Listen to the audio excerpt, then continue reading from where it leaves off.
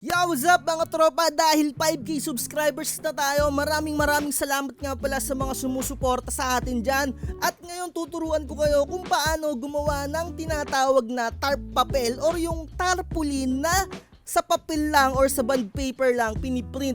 Usually yung mga nag-aabil nito, yung mga estudyante, high school, mga college, dahil ito ay medyo merong pagka-artistic kasi pinagdidikit-dikit nila whole picture tapos sa isang bond paper pinagdidikit-dikit nila para lumawak, no? Kasi napakamura rin nito. So usually sa mga ibang printer shop, yung mga bago-bagong nagpiprinting business dyan, hindi nila alam to. Kaya yung mga customers, yung mga estudyante, turn away nila, sasabihin nila, ay wala kaming ganun eh, hindi namin alam yung ganun. So syempre previously hindi naman din natin alam to yung mga sinaunang panahon. So nalaman na lang din naman natin to sa mga estudyante nga na nag-aabil at tatanungin ka na meron ba sa inyong paprint ng tarp papel. So para sa mga baguhan ay alam nyo na kagad yung mga tarp papel at pwede nyo na tong mai-offer sa mga customer nyo na mga student. So napakadali lang. So simulan na natin. Or kung meron kayong mga paraan na hindi ko alam, so i-share nyo na lang yan sa comment section. Pero ako, ganito lang yung ginagawa ko. So syempre magsisend sa'yo si customer ng usually picture lang yung sinesend yan at hindi yan naka-document file. So ang gagawin natin dyan, i-right click nyo lang siya, tapos click nyo lang yung print. Tapos select nyo lang yung desire ninyong mga printer, kung anong mga printer yung inyong mga gagamitin. So ako, ang printer ko dito, etong Epson 5290 at take note nga pala, no, hindi kayo pwedeng makapag borderless print dito. Pero kung may alam kayo kung paano nyo i-borderless print, comment nyo na nga lang dyan sa comment section para ma-share nyo din at malaman din namin. So eto nga yung na-select ko na printer, Epson 5290, paper size niya ay letter, tapos standard print lang, plain paper, tapos full photo. Eto, i-check nyo na lang to kung gusto nyong nakaganito. And then click nyo lang yung option, click nyo yung printer properties, tapos i-set up nyo din to syempre ng letter lang. So mapapansin nyo dito, nakahiga yung ating photo. So syempre, yung orientation yan dito, naka-landscape. Plain paper nga lang yung ilalagay ko dahil ang gamit ko ay original dye ink. Kung mga pigment ink yung gamit nyo, ay syempre maggawa kayo ng mga color correction dyan. So dito napapasok yung tarp papel. Dito sa multi-page, ise-select nyo dito kung anong sukat yung inyong magiging tarp papel. So sabi sa akin dito ni client, ang gusto daw niya ay 3x3. So ise-select nyo lang tong 3x3. So makikita mo na dito yung parang pinaka initial output niya or yung mga itsura nung kanilang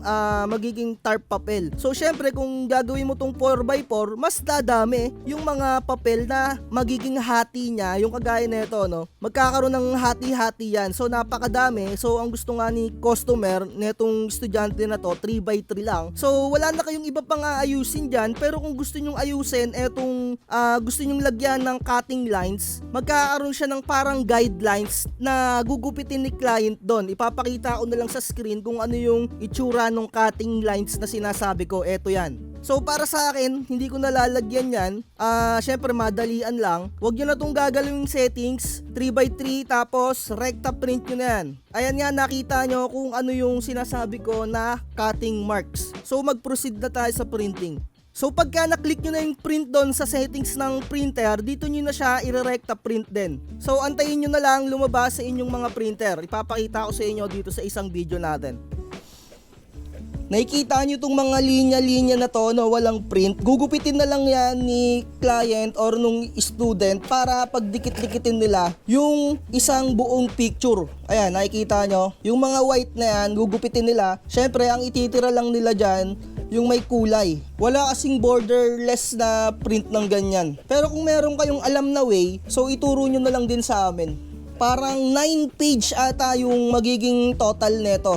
So dito natapos na natin yung pagprint ng tarp papel. 9 pages siya. At ang gagawin dyan ni client, ng student, pag didikit-dikitin na lang nila yan, sila na bahala magdikit-dikit dyan para mabuo nila yung isang buong image. So, ayun lang. So, nakita nga ninyo kung paano mag-print ng tarp papel. So, ganun nga lang din kapag magpiprint kayo ng tarp papel, kapag ka meron naman silang document. So, ipiprint nyo lang to dito, Control P, tapos select nyo lang yung printer na gagamitin ninyo. Tapos same lang din, ganun lang din, isa-select nyo lang yung printer properties. Se-select lang kayo lagi dito sa multi-page, nasa sa inyo, or nasa kay student kung ano yung sukat niya. So, i-print nyo lang yan, rekta-rekta, ayun lang din yon. Basta ma-setup nyo yung kanilang settings dito sa 3x3 poster or kaya 4x4 poster. Kung tatanungin nyo naman ako kung magkano yung singilan ng tarp papel, syempre mga student lang din yung mga gumagawa niyan. Syempre bigyan din natin sila ng konting konsiderasyon.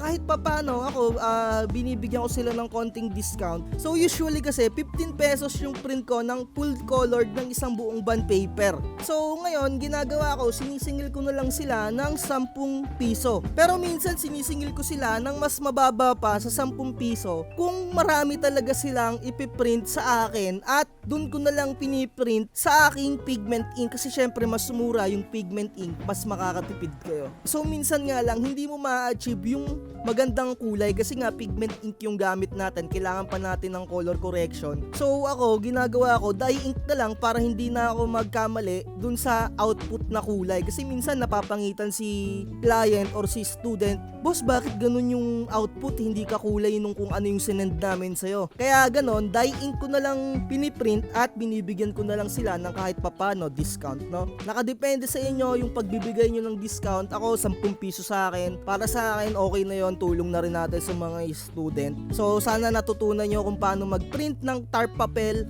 at para hindi kayo makapag-turn away ng customer. Nasa sa inyo na yan kung magkano yung discount na ibibigay nyo. Syempre automatic yan, sobrang daming ipiprint niyan. Sa halagang 10 piso sa isang image, meron na kayo kagad na parang 90 pesos. Kasi ito, marami naman minsan na pinapaprint sa atin si customer. Ito, kagaya nito, 5 image. Eh di, syempre kahit papano, meron tayong almost 500 dito. At minsan naman, nagpapa-free ako ng kahit ilang piraso kung talagang minsan, boss, hihingi ng mga discount yan yung mga medyo madiscarding mga students. Syempre, pinagbibigyan natin. Wala namang, hindi naman ganun pa yung kalakihan ng mga pera ng mga student na yan. So, ayun lang. Like, share, and subscribe. At inuulit ko, wag na wag magpapauto sa mga nagbebenta dyan, sa mga nagpa-buy and sell na sasabihin katas ng printing. Iba ang buy and sell, iba ang katas ng printing.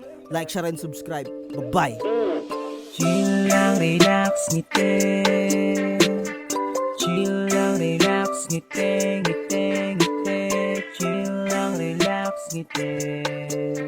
Kahit buhay di ganong kadali. Purchase your tracks today. Chill lang, relax, ngiti.